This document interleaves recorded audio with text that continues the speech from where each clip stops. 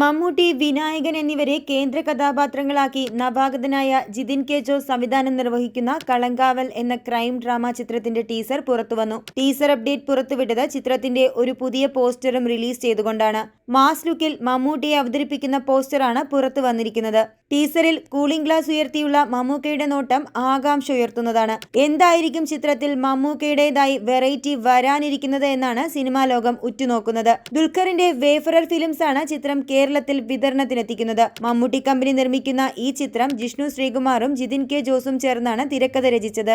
നേരത്തെ പുറത്തുവന്ന ചിത്രത്തിന്റെ ഫസ്റ്റ് ലുക്ക്, സെക്കൻഡ് ലുക്ക് പോസ്റ്ററുകളും സോഷ്യൽ മീഡിയയിൽ ശ്രദ്ധ നേടിയിരുന്നു. അധികം വൈകാതെ തന്നെ ചിത്രത്തിന്റെ റിലീസ് അപ്ഡേറ്റും പുറത്തുവരുമെന്നാണ് സൂചന. കളങ്കാവലിൽ മമ്മൂട്ടി ഗ്രേ ഷെയ്ഡിലുള്ള കഥാപാത്രത്തെയാണ് അവതരിപ്പിക്കുന്നതെന്നാണ് ഇതുവരെയുള്ള അപ്ഡേറ്റുകളിൽ നിന്ന് മനസ്സിലാകുന്നത്.